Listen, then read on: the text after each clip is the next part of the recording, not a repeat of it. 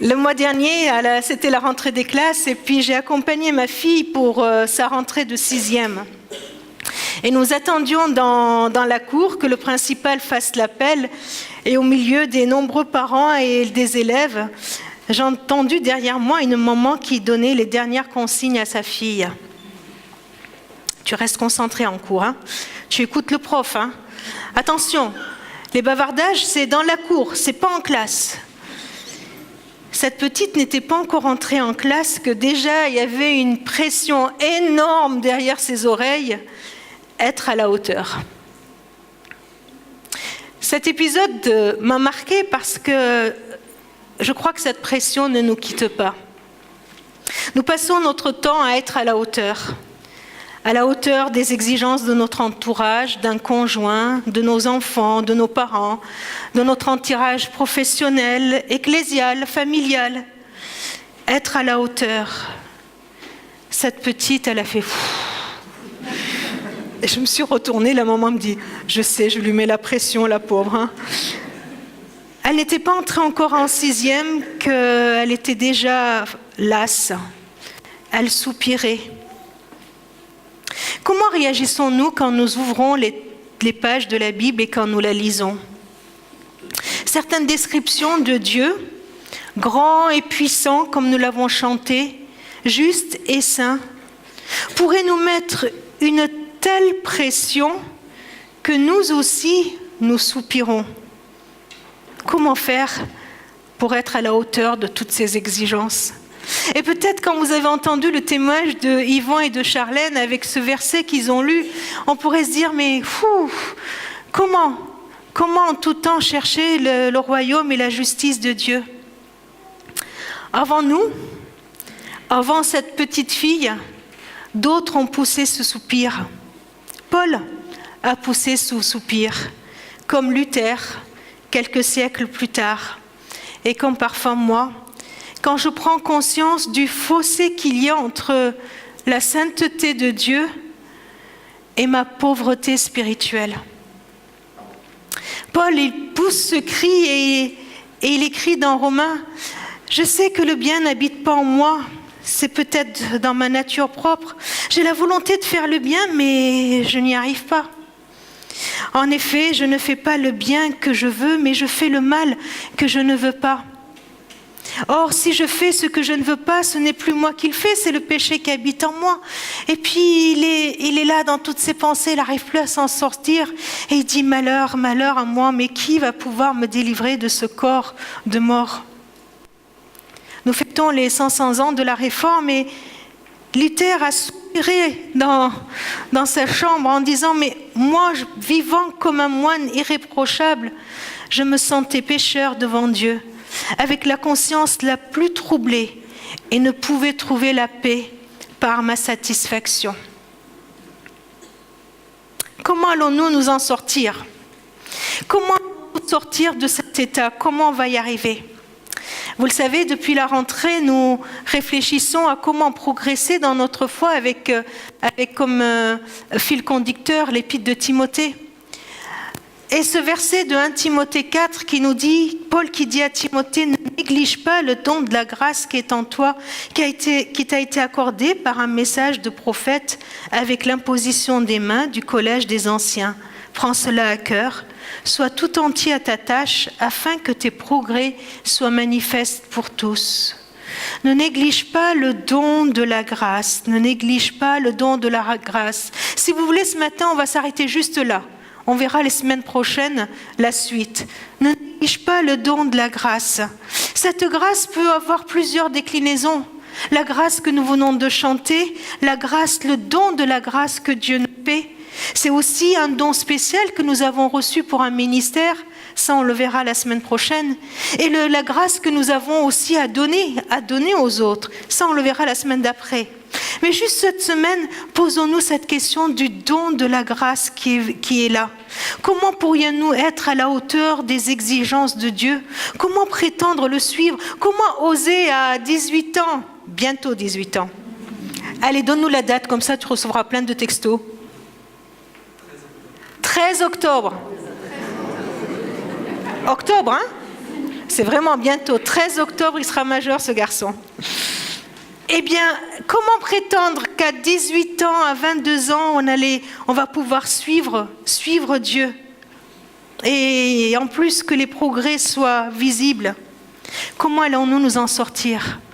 Paul a crié, il y a une bonne nouvelle à vous annoncer. Luther, dans sa chambre, là, il a crié, mais j'ai trouvé la bonne nouvelle. Il l'a trouvée en lisant la Bible. Il l'a trouvée et Paul, il a pu dire bien fort, mais c'est par la grâce de Dieu que vous avez été sauvés. Au moyen de la foi. Cela ne vient pas de vous, ce salut ne vient pas de vous. Il est don de Dieu. Il est cadeau. Il est cadeau. Ce n'est pas le résultat de vos efforts.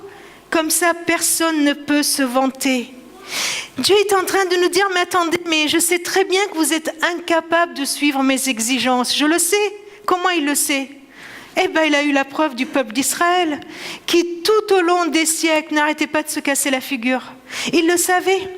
Et il savait que l'homme, l'être humain, ne peut pas suivre par sa propre volonté toutes les exigences pour nous amener à la sainteté. Alors Dieu, il dit, c'est par grâce que je veux vous sauver. Je vous sauve par cadeau. Cadeau. Et c'était aussi bien Paul que Luther, il leur a fallu une élimination intérieure. C'est le Saint-Esprit qui est venu leur poser ça. Et Luther, il pouvait afficher à Wittenberg, juste à la sortie de l'église, un 31 octobre 1517, quelques jours après ton anniversaire, tu vois. Eh bien, c'est 95 thèses où il disait « Sola gratia ». Seule la grâce de Dieu nous sauve. Seule la grâce de Dieu nous sauve. Cette justice qu'il redoutait, qu'il allait lui tomber sur la tête par Dieu, c'était pas la justice qui venait de l'extérieur, mais c'était celle que Dieu lui donnait. Dieu le rendait juste. Il n'y a plus de condamnation. Il n'y a plus de condamnation pour ceux qui sont unis en Jésus-Christ. La justice, la grâce de Dieu, elle nous libère. Elle nous libère. Alors, on a du mal des fois à intérioriser cette pensée de la grâce parce que nous avons une autre conception de la justice. Nous avons une conception de la justice comme une équité. Comme cette balance de Thémis, qui est le symbole de l'équité, mais qui induit dans nos mémoires l'idée d'une justice qui peut être obtenue avec équité. Comme si la justice serait un équilibre entre le bien et le mal. Et cet équilibre qui serait atteint par nos bonnes actions qui compenseraient toutes les bêtises que nous faisons. Et du coup, on passe notre temps à essayer de nous racheter et on tombe sur cette pression insoutenable dès qu'on prend conscience que c'est impossible d'y arriver. Et on essaye de se racheter. Et vous savez, on tombe dans des réflexions du genre « Mais qu'est-ce que j'ai fait pour mériter ça ?» Vous voyez, ça c'est de la même idée. L'idée que, puisque j'ai fait de bonnes choses, pourquoi je mérite ça? Vous voyez, une question de nos bonnes choses qui compenseraient les mauvaises. Et puis cette question de mérite. Oh là là, lui, il n'a pas mérité ça. Oh lui, il aurait bien mérité. Voilà.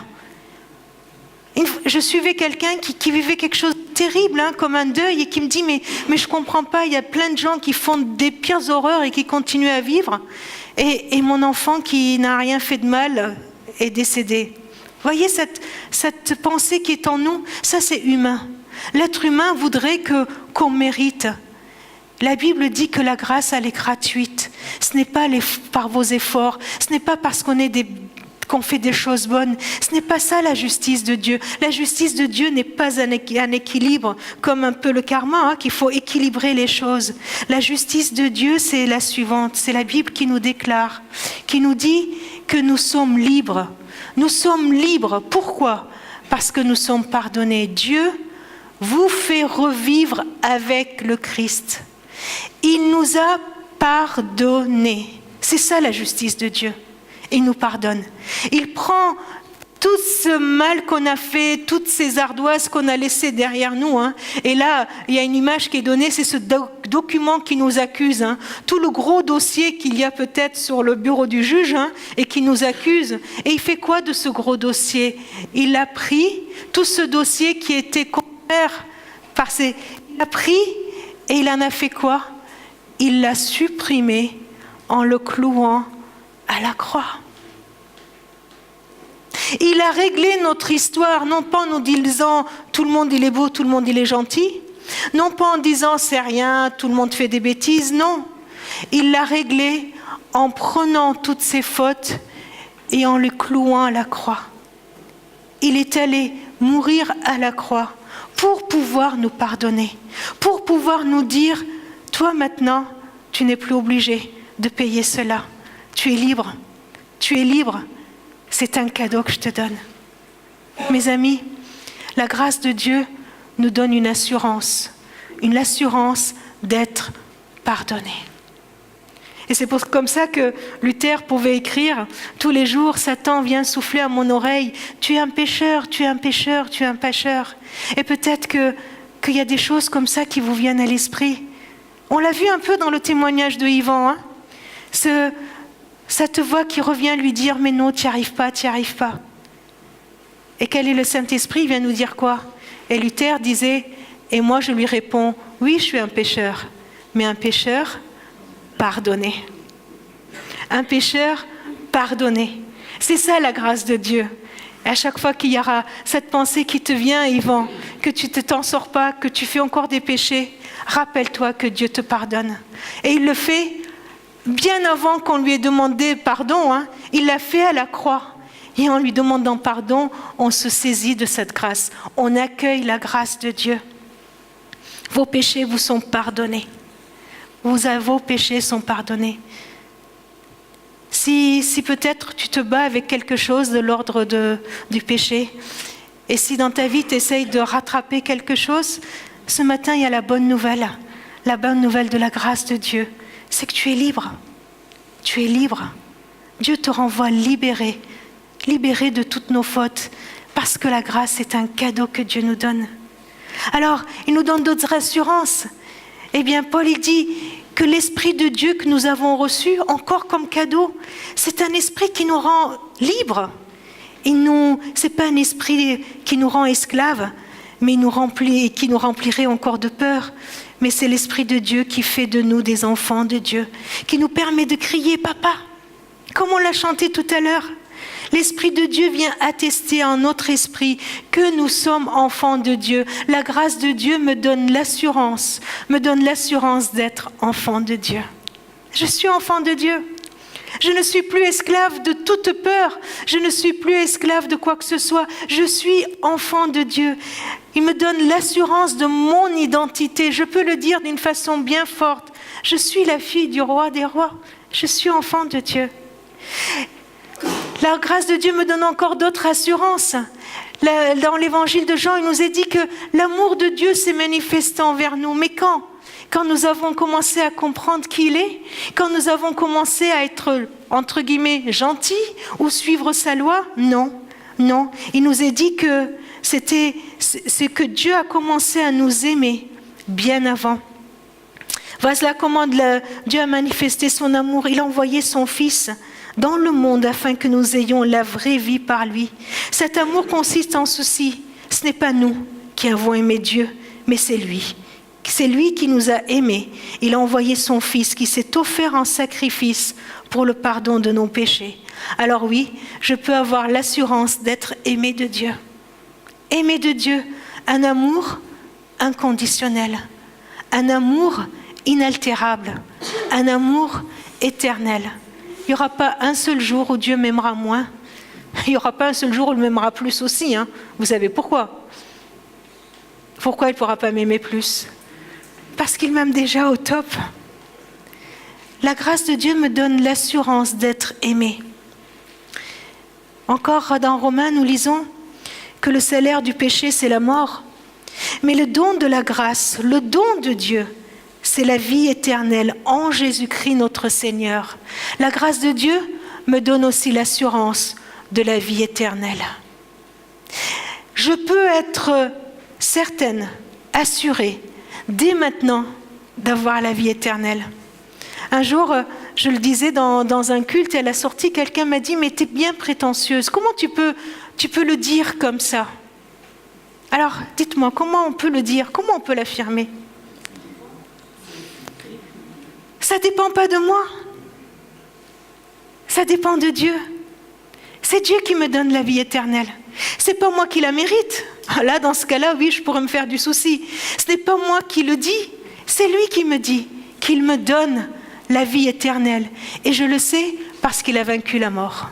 Je le sais parce qu'il a brisé la mort. Il est ressuscité. La mort ne peut plus avoir de pouvoir sur moi. La mort n'a pas son dernier mot. Ce n'est pas lui, la mort qui va dire son dernier mot. C'est Dieu qui va nous ressusciter et il nous promet la vie éternelle. Et puis enfin, je peux avoir l'assurance de son amour.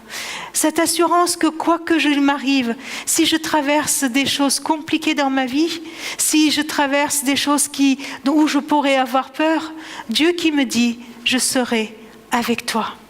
L'assurance de sa bienveillance, l'assurance qu'il va veiller sur moi, le bénéfice de sa bienveillance, là aussi, c'est cadeau, c'est la grâce de Dieu. C'est la grâce que Dieu qui me donne ça. Vous en êtes où dans la grâce de Dieu? Qu'est-ce que nous avons ce matin encore à accueillir dans notre vie concernant sa grâce?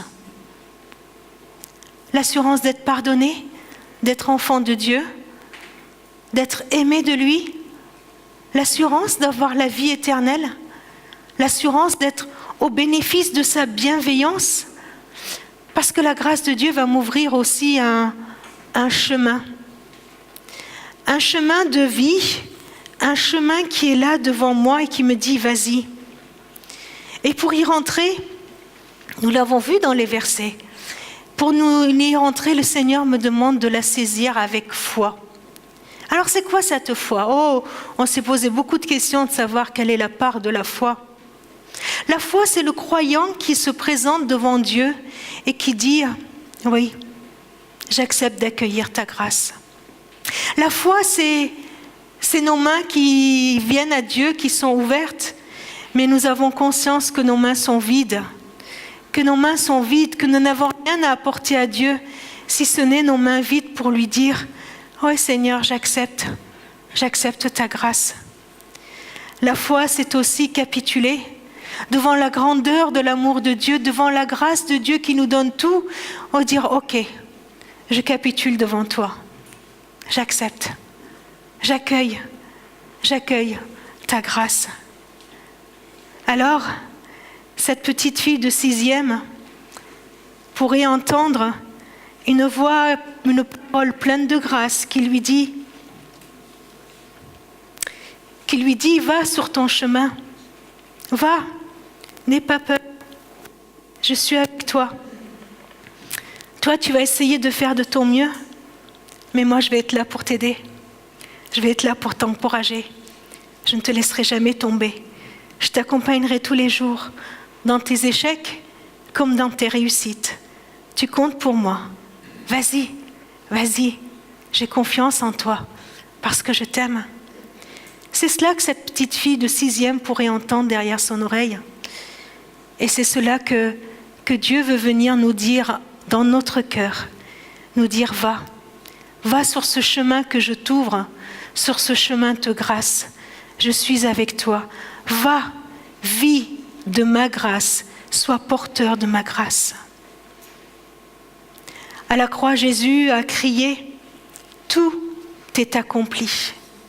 Notre pardon est réglé sur la croix. Notre identité est réglée sur la croix. Notre besoin d'être aimé est réglé sur la croix. Notre vie éternelle a été donnée à la croix. La bienveillance de l'Éternel, l'assurance de sa bienveillance, nous l'avons acquis à la croix. Tout est accompli. Il nous reste à nous approcher avec confiance du trône de Dieu où règne la grâce, pour y obtenir pardon, pour y recevoir pour le secours au bon moment. Voulez-vous accueillir la grâce de Dieu encore ce matin? Avons-nous besoin encore ce matin de l'accueillir dans nos vies? Il a donné sa vie pour cela. Nous allons partager ce pain qui est le symbole de son corps qui a été donné pour nous. nous allons partager ce jus de raisin qui est le symbole de son sang qui a coulé. Ne néglige pas le don de la grâce qui t'a été donné. Recevons la grâce de Dieu. Mais je vous invite à le faire d'une façon spéciale. Regardez, on va remettre la dernière diapo. Et Jean-Pierre, il ne nous lâche pas, hein, il est toujours là. Hein. Juste sur cette liste, juste pour nous poser une question, de quel point vous avez besoin ce matin? Choisissez. De quel point vous avez besoin tout à nouveau ce matin? Et en prenant ce pain et en prenant ce jus de raisin, prions et disons au Seigneur, Père, je veux accueillir ta grâce. Je veux accueillir tout à nouveau ta grâce dans ma vie. Et dites-lui sur quelle assurance et demandez-lui de venir vous le donner. Ce ne sont pas mes paroles qui vont vous donner cette assurance. Ce n'est pas une prédication qui le fera. Mais il n'y a que l'Esprit de Dieu qui le fait. Et il le fait. Et il le fait. Il n'y a que l'Esprit de Dieu qui peut le faire.